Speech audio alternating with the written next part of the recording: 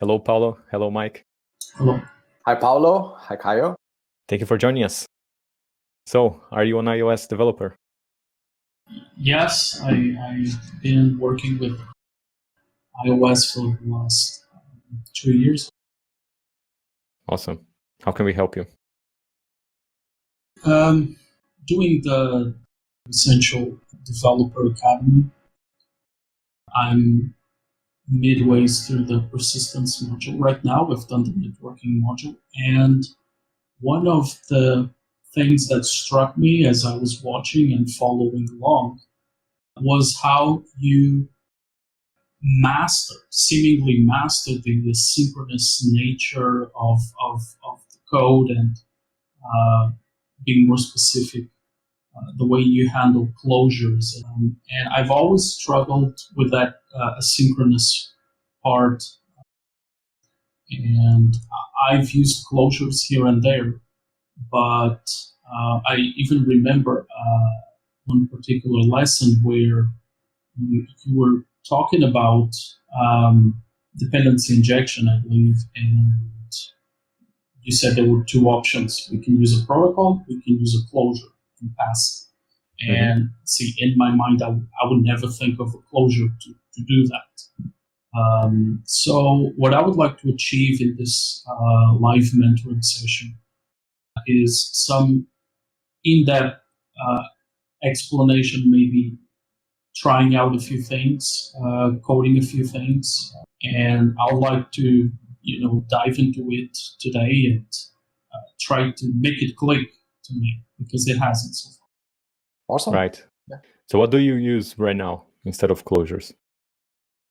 Well, I'm more familiar with delegation and using protocols and wait for the delegate to answer back.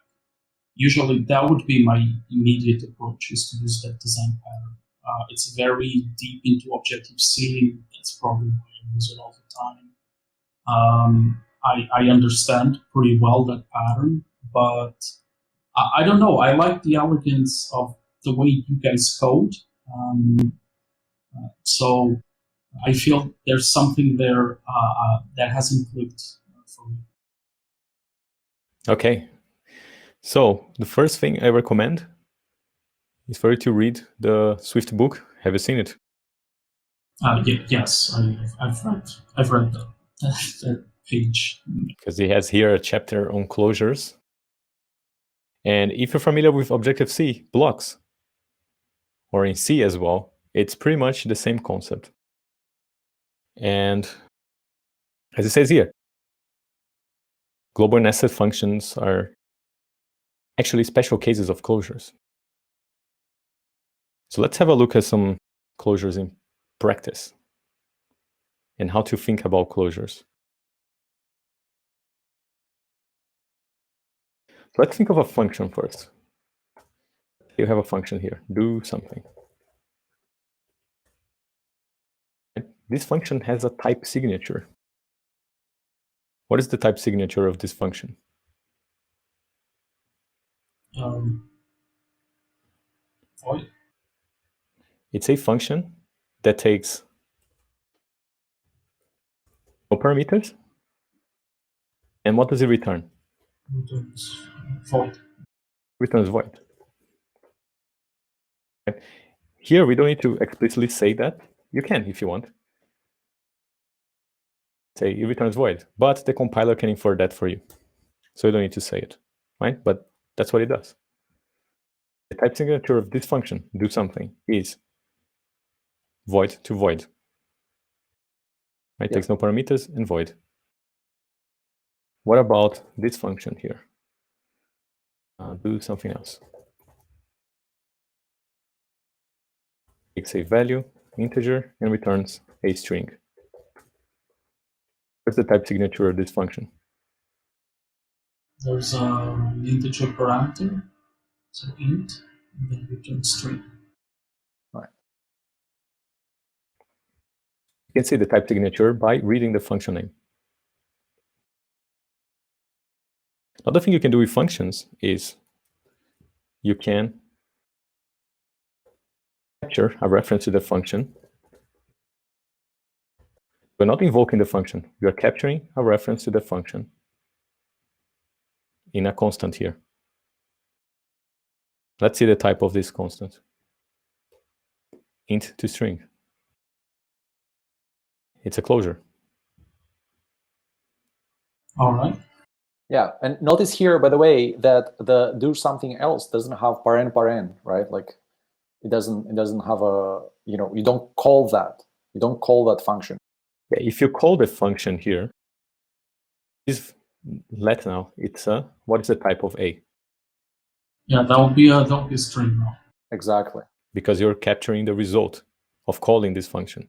But you can also hold a reference to that function in a constant, in a property, in a variable. So right now we are holding a reference to that function. And we can call it like this now. And that will return the string 1. That's how you do like callbacks in C. Hold a reference to the function. Yeah, and that's what a closure is. Exactly. Okay. All right. A closure, nothing more than an anonymous function. A function without a name, let's say. Exactly. It's just the types, input and output. But that's it, without a name. And you can even have, I believe, you can even have now like named labels for the parameters, right? What you can do is declare your own closure by defining the type here, int to string, and assign it. So here you get a value, like you get a value here in this function. So here we define the type signature, and here we assign the closure.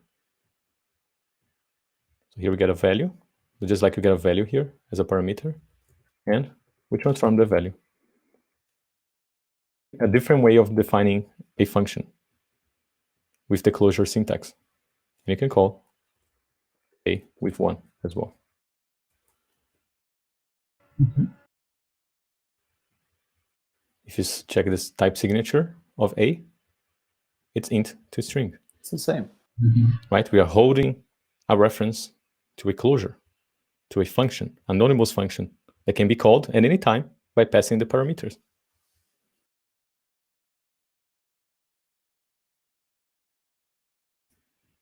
So they do exactly the same thing, these two functions here. It's just a different way of declaring them. Yes.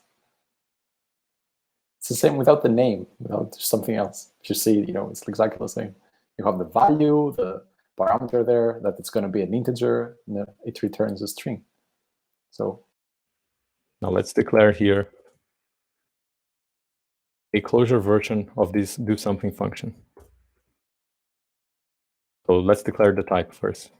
It's void to void. It's like if I'm going to declare a string here, I can tell the type is string and then it's something. You can omit this. Right? Or you can also declare the type. It's exactly the same. I'm declaring a constant here, a let. I'm telling the type of this constant is a closure that takes no parameters and returns void. And now I can assign it the value I want. Now it's just a closure. They receive no parameters, so it has no parameters here. Mm-hmm. It returns void. So you can either return void, or you don't need to say it, right? When it returns void. It returns a string. But again, since Swift 5.3, you don't need to type a return anymore. Right. We have the same type now. Do something and B. Does this clarify a little bit how closures work and how they're similar to functions? Yes, thinking about having a reference to a code block, or having a reference to a piece of functionality, it does start to make sense. Yeah, it does start to mean something. Yes. Yeah, that's exactly it. a reference to a piece of functionality, a function. And you can capture values inside a closure, just like you can capture values inside a function. For example, this string here was defined outside the function, right? Outside the scope of this function. But you can access it here.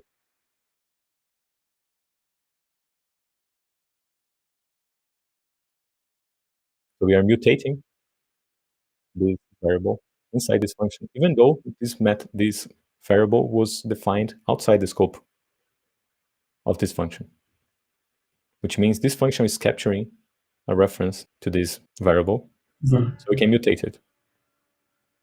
Make sense? Oh, okay. But it has to be accessible from the scope, right? Yes. For example, let's create an assertion here. Assert equal a string should be something. Run the test. Boom, it passes. Now if I call do something, I assert the value of a string. Now fails, because we actually replaced the value. Yeah. Since strings are value types, we actually replaced the value of the variable. So this is now something else. Same thing with closures. You can capture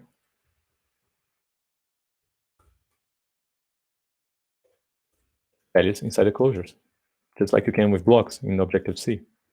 Mm-hmm.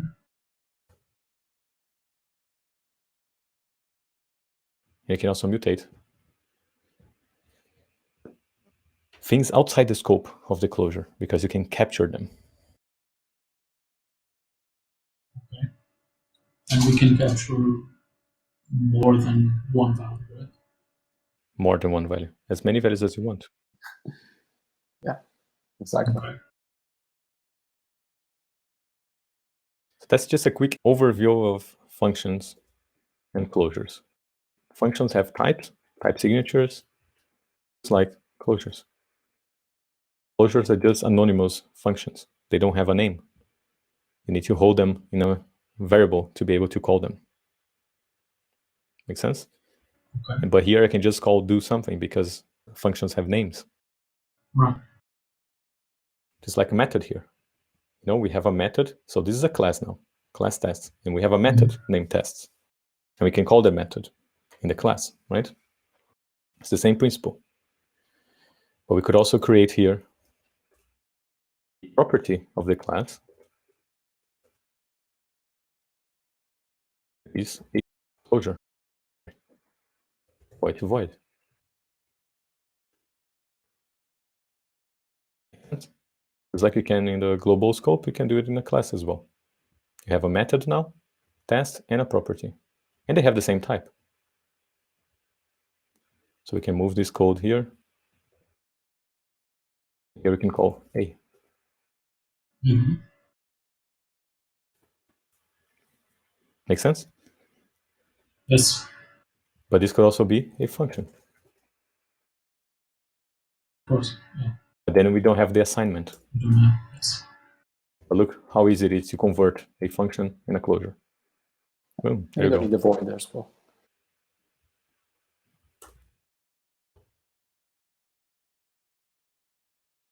That's it. So you can see it's like exactly the same thing, but different semantics. Yeah. Oh, why is this useful? What can you do now with closures? Sorry. Why would you do that? Well, you mentioned delegation, right? With delegates. Right. Mm-hmm. Let's say we have a class here. Let's say we have a view controller. And it has a delegate.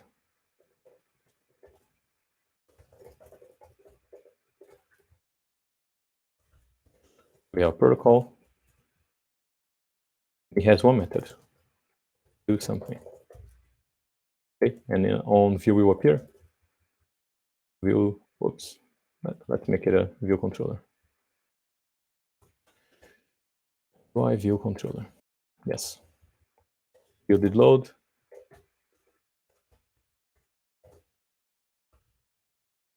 call delegate do something. Okay.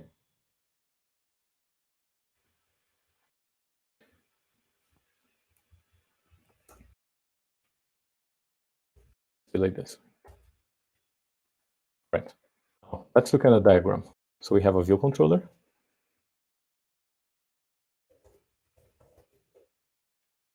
And we have the delegate.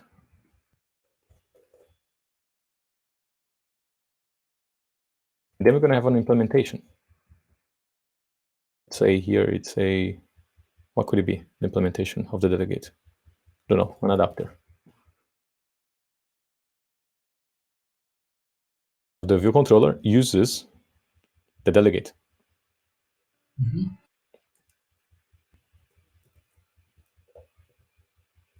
Like this. And the adapter implements the delegate. Why do we use a delegate? What is the role of the delegate here? Yeah, that's the...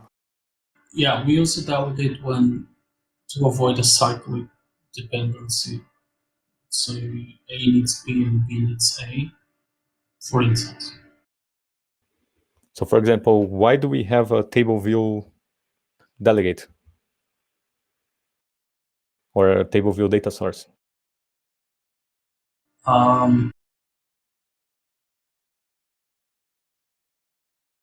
Because there's some functionality we do not implement, but we want to know the result of it. So, okay, so we're interested only in the result, which means like we don't know who is going to implement that, right? Because, for example, here, UIKit wants to provide a framework where you can extend that framework and provide the functionality that you need. They provide you the framework with the tools for you to build whatever you want, but then you can go and inject the behavior you want. And you inject the behavior you want into the table view. In this case, how many cells, what kind of cell we will display, what should happen when you tap on the cell, and so on. You're injecting this behavior in there. So the delegate is there to decouple the view controller from what happens when that event is invoked. So to decouple the view controller from the concrete implementation. Otherwise, if we don't have a delegate and the view controller talks directly to the concrete class that implements it, what is the problem here? It can only work with that class. Exactly. Now imagine if table view could only work with a specific data source.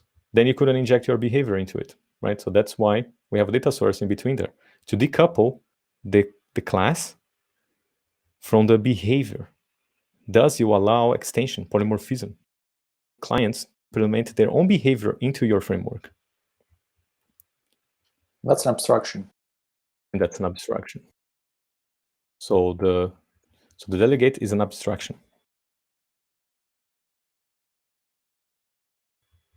To prevent your view controller to be coupled with a specific implementation. This way you can have many implementations.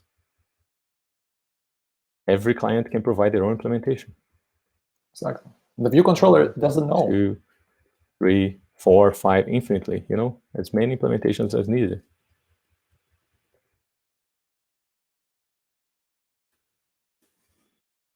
Without changing the view controller. You can extend the behavior without changing the view controller. That's a good abstraction. Make sense? And in the course, you mentioned that we say that you can either use a protocol like this delegate or a closure. Why? Because a closure is also an abstraction. Let me remove this. Every protocol with one method can be replaced with a closure. Yes, you also say that. So what is the type of this function? Void to void. Yes. Instead of injecting a delegate, another way of doing it is to inject a function void to void.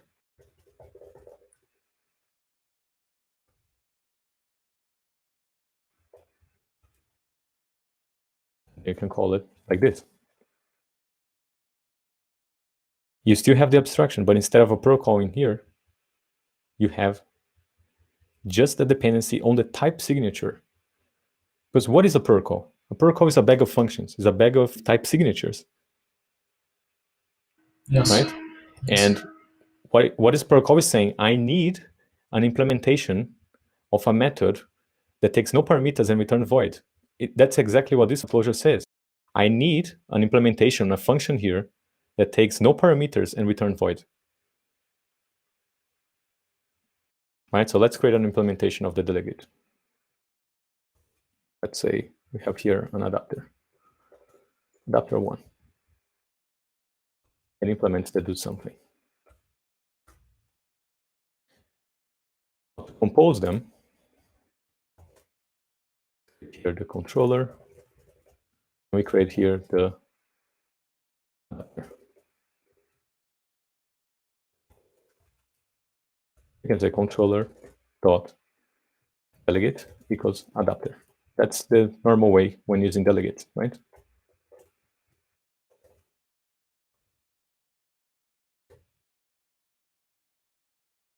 Adapter 1.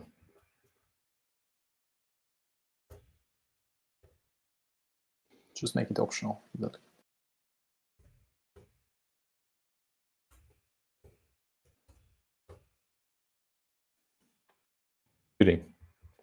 Right? This is the normal way of doing it. You have a delegate, and you set the adapter as a delegate because it conforms to the protocol. So what this protocol is saying is like everyone that conforms to this protocol needs to provide a function with this name, with this type signature. Thus, clients can reliably call that function and not have issues at runtime. At compile time, we know that anyone that conforms to this protocol implement all those methods with the type signatures that I want. So if I have a protocol with just one method, I can replace it with a closure seamlessly. Because what I need is this abstraction of having a function that takes no parameters and returns void. You know, I can define that abstraction with a closure or a protocol. So we could do something like this now and just call it directly without an instance, like this. Now, how would we compose it?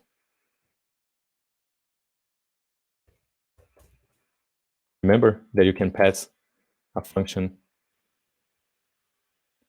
around as a parameter or setting as a property. Yes.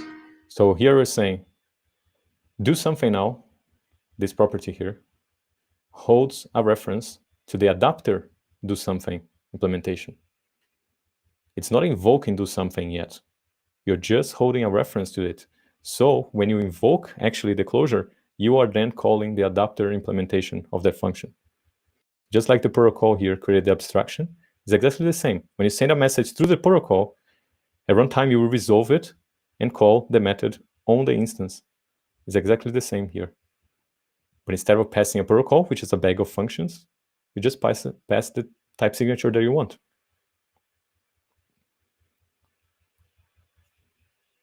And that's why we say that a protocol with one method can always be replaced with a closure seamlessly. Then it's a decision, depending on the case, which one's going to be simpler, better, more, will provide more clarity to the code. Does it make sense? Yeah, it does. Now I'm just a little bit not confused, but where would you declare the closure? Because you can pass it around, but it contains some functionality. So it needs to be implemented somewhere so you can. Yeah, in the adapter, right? It's here, Okay, right? it's not doing anything. Okay, Yeah, but it doesn't need the protocol anymore, right? sure. As long as, and this method can have any name you want, right? Like line 27 can have any name that you want because it's the signature that matters. Yes. It's void to void. So as long as you pass something there that is void to void, you're good to go. Any function that is void to void can be passed here. For example, can say controller.do something, adapter, let's call this adapter 1, .do something. We can also create adapter 2 and say now it's going to do something else. Without changing the view controller, we changed the behavior because we composed it with a different function. You can even create on the spot like an inline closure there on line 11 and call adapter 1 and adapter 2 inside. You know, like why? Because this closure now is void to void. So for the controller to do something, it doesn't matter. You know, and this is the abstraction here, that the controller doesn't care what the implementation of do something is going to be. Who's going to implement it? What's going to be like, you know. Now we are passing a closure that when it's called, it will invoke both instances, adapter 1 and 2, and do these two things. Without changing the view controller, now we change the behavior even more. Now two things happen when that method is called in the view controller. You can do anything here, as long as you respect the type signature. Otherwise, it's not going to compile. Exactly. Sure. Yeah. That's the contract. The view controller defines the contract it needs. Hey, I want a property here, a closure, with this type signature. Now pass me any function that fulfills that type signature. Yeah. So I can call it at runtime. Yeah, that's exactly. It's exactly the same with the protocol. You know, like it doesn't matter if someone conforms to that protocol. If a component conforms to that protocol, you can just plug it to the delegate of the controller, right? Mm-hmm. So it's exactly the same. The abstraction here is just the signature of the function of the closure.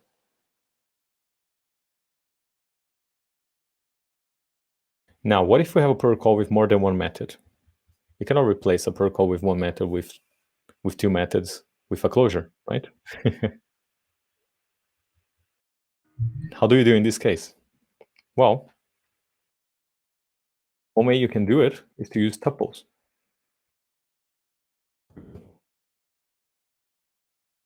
Here, I want, this again, a protocol is a bag of functions, right?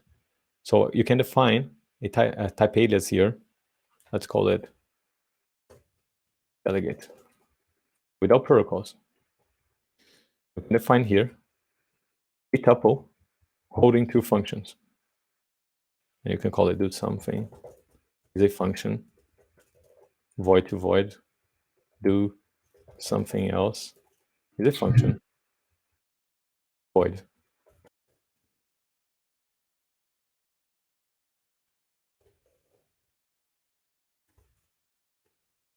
Here we can say delegate dot do something else.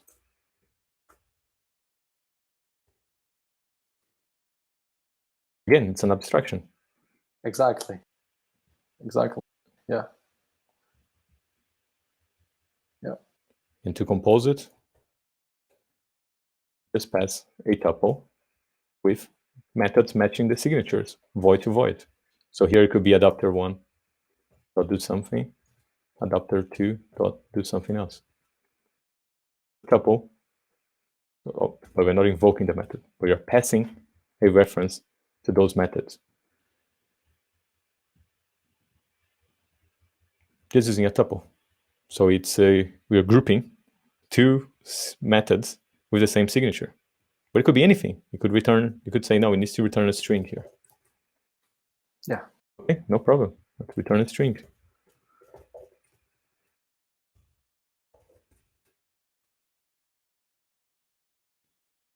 You can say the title. It's gonna be this. Make sense?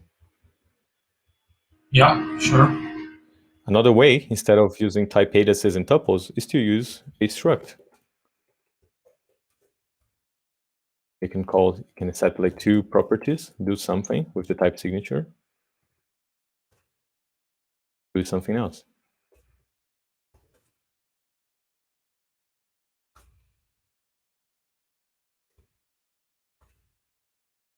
Exactly the same. You just need to create it there. Yeah.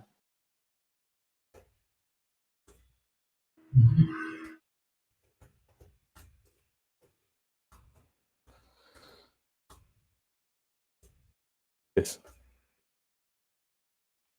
It's still an abstraction. So using a protocol, using a closure, using a tuple, using a struct. This could also be a class, a class with two properties that you pass an initializer through the initializer.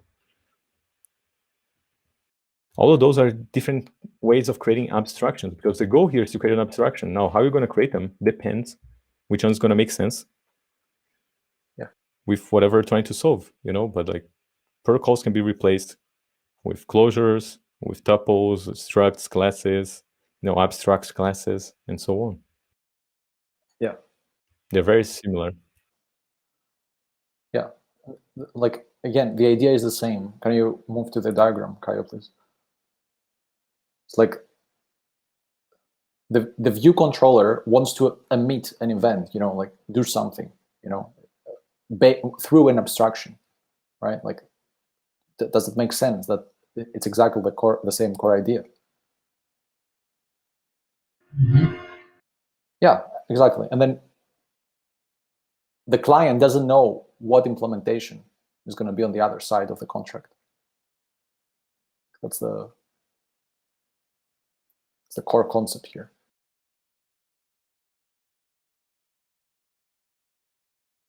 Yeah. The client owns its abstraction. So let's say it lives in the same module. For example, UIKit, UI table view, and the UI table view delegate and data source lives in the same module, UIKit, right? But the implementations of the abstraction lives in your module. That's why it has a different color here. Exactly. And that's the main idea of having an abstraction here. And you can achieve it with closures, with structs, protocols, classes, and so on. This abstraction here can be a class, it can be a struct, it can be a tuple, it can be, as long as it doesn't leak implementation details to the clients. It's only a bag of functionality that can be injected into the client to extend the behavior without modifying the framework, the code. Makes sense. Yeah, it does. It does make sense. You can see examples of UIKit turning protocols into closures. The data source protocol. They have new APIs now that you can have like self4o, for example, implemented with closures. Or the equivalent of the collection view. Yeah, it's just a different way of doing the same thing. The abstraction is there, right? It's just like you move your code around a little bit. Instead of just declaring a new function, you pass a closure.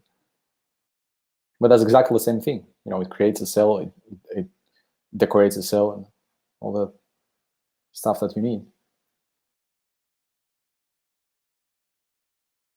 That's it. A closure is an anonymous function. Yeah. And you hold it as a property, you pass it as parameter to functions. And it has a type signature, just like functions. You define the parameters it receives and what it returns. Right. You can use it to decouple a client from concrete implementations of details it doesn't need to know. Just like you can do with a protocol, right? You just expose the type signature to the client, and the client will define that abstraction it needs, and then you can provide implementation at runtime. That's the idea. And it's handy, for example, for completion blocks, as you said, for network requests. Yeah. Right? So let's call here URL session. Where is it? Make a request, URL request. And you get a completion handler. Data, response, whoops, error. So we are passing a closure to this task. Let's make it clear here. Completion handler.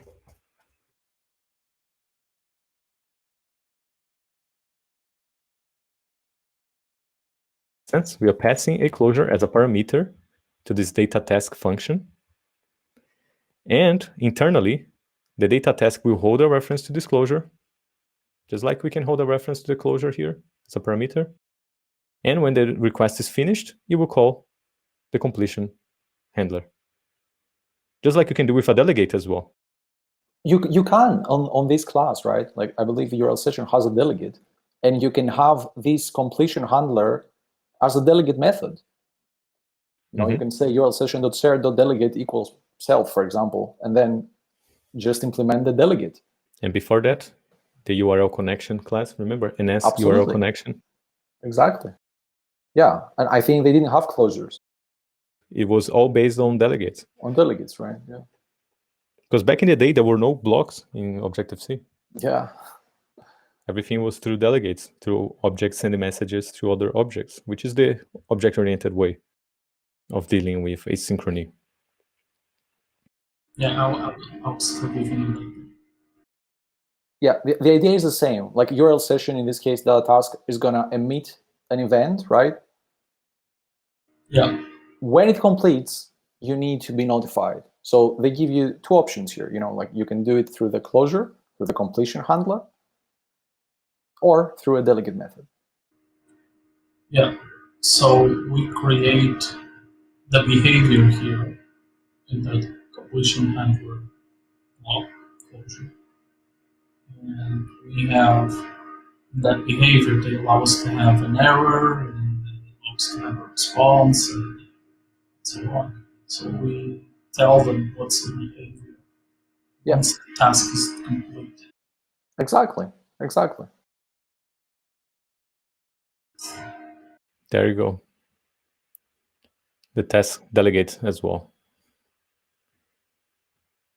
But it's more convenient as a framework creator to provide a closure-based API because it's much simpler than implementing a protocol and then having to handle 10 methods. Yeah.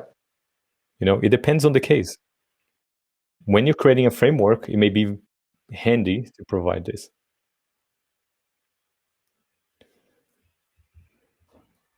But sometimes you prefer a delegate. Yeah. When is it better to use a delegate? Yeah, when you need like a higher degree of freedom, because if you've noticed here now, your code here is going to be coupled, right? Like the whatever the response, whatever code you want to put in the response, it's going to be inside the view controller in this case, right? Yeah. So the thing is, if you're using completion handlers, the same class that initiated the request, so this class here, view controller, initiated the request, right? It called make the request. Because the completion is defined here as a parameter, the creator of the request also needs to handle the result,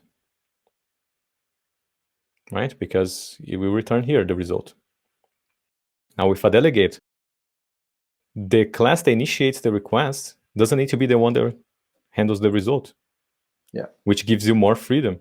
You can have the view controller initiating the request, but a request handler handling the request, the response, and then doing the mapping, decoding, and passing it forward to a database or so on. So if you want to decouple the class that initiates the request from the response, probably a delegate is a better way of doing it. Otherwise, completion handler with a closure.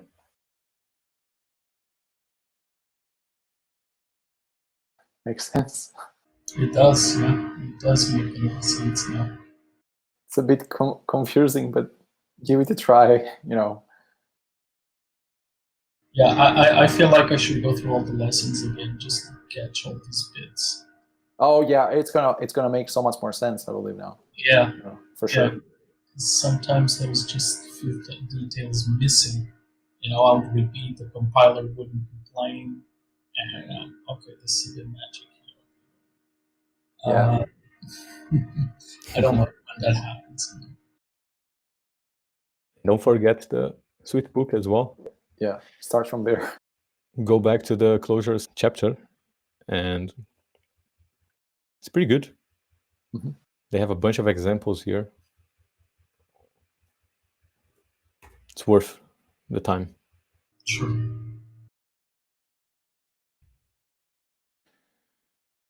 And we'll be using a bunch of closures and delegates as well in the course.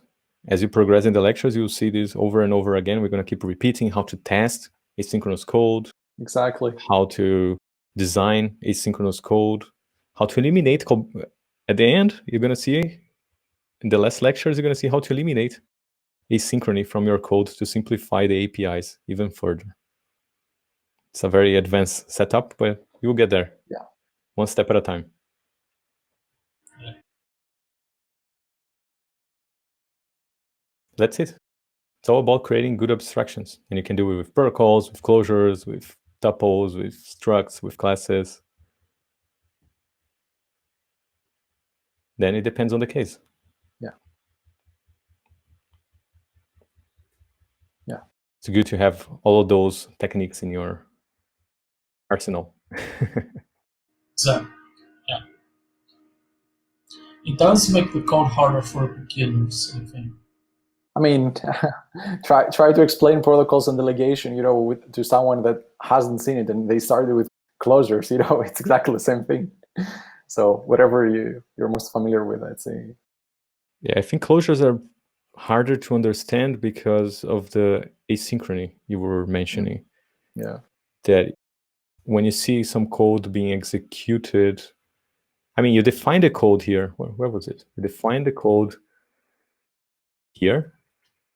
And as a beginner, you expect the code to run line by line. First, this is called, then this is called, then whatever's inside this block is called. But no, this thing here will be called at some point in the future. It may be called 5 seconds from now, 10 minutes from now. You don't know.